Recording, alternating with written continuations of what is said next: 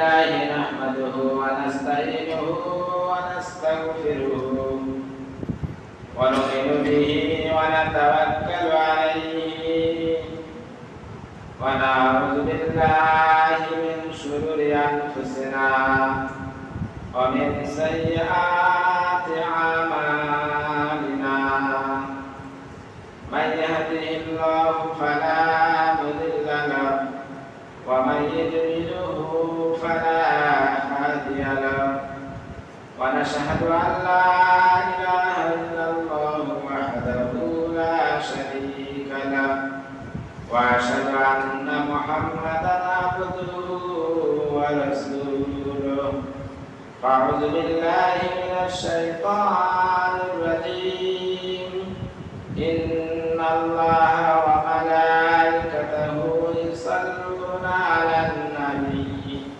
يا أيها الذين آمنوا صلوا عليه وسلموا تسليما اللهم صل على سيدنا مولانا محمد وعلى آله سيدنا مولانا محمد الصبح بدا من طلعته والليل زدا من غفرته قام الرسول فضلا وأولى أحد السبل لدلالته بلغ الأولى بكماله كشف الدجى بجماله حسنت جميع خصاله صلوا عليه وآله سعد الشجر نطق الحجر سعد الشجر نطق الحجر شق القمر لكتابته بلغ الأولى بكماله كشف الدجى بجماله حسنت جميع خصاله صلوا عليه وآله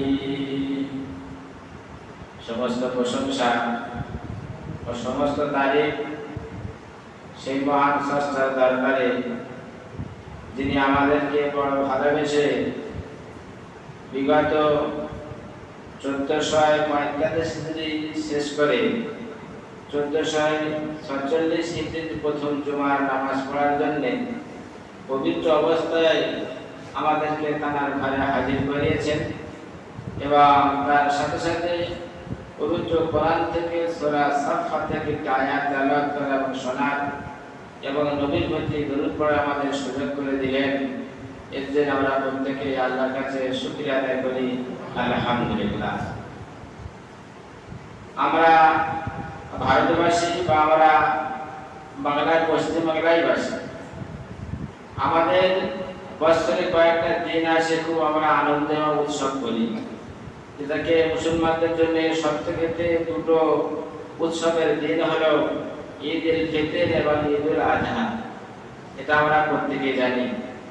তার সাথে সাথে ভারতবর্ষে হিসেবে আমরা যখন নতুন বছর আসে ইংরেজি মাসে 1 জানুয়ারি আমরা অনেক উৎসব করি না ভাই? আর আমরা যে দেশে বাস করি, যে জায়গা বসস্থানে বাস করি, পশ্চিম বাংলায়, এখানে আমাদের একটা নতুন বছর আসে। সে বছরটা, সে মাসটার নাম কি? বৈশাখ মাস। সারা ভারতবর্ষ জুড়ে বা সারা দেশ বা পৃথিবী জুড়ে যে একটা নতুন বছর পালন করে, সে মাসটার নাম কি? সারা ভারতবর্ষ নয়, সারা পৃথিবী জুড়ে একটা নতুন বছরের উৎসব পালন করে। তো সেই মাসটার নাম কি? জানুয়ারি মাস, জানেন না ভাই? কিন্তু আমরা মুসলিম যারা ইমানদার, আমাদের মধ্যে অনেক ভাগ থাকতে পারে, কিন্তু কলেমাধারী যারা ইমানদার বা মুসলমান, এদের কাছে যখন নতুন বছর আসে এরা উৎসব করে। আমাদের নতুন বছর নতুন মাস কোনটা আসে? যখন একটা বছর যখন শেষে যায়, যখন নতুন বছর আমাদের কাছে যখন নতুন আসে, সেই মাসটার নাম কি বলেন?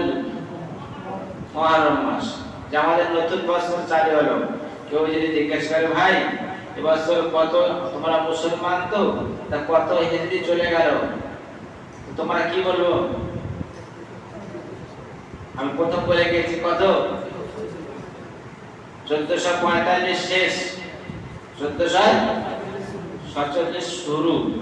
তাহলে নতুন বছর আমরা পেয়েছি। এই নতুন বছরে কয়েকটা আশ্চর্যজনক ঘটনা ঘটেছিল। তার মধ্যে যেটা বানোয়াট ঘটনা সেটা নিয়ে আমরা বেশি উৎসব পালন করি। যেগুলো বাস্তব ঘটেছিল সেগুলো আমরা কিন্তু সব ছেড়ে দিই। সেই সম্পর্কে কিছু বলবো আল্লাহ যদি বলা। যেগুলো পালন করা কর্তব্য সেগুলো কিন্তু আমরা পালন করি না।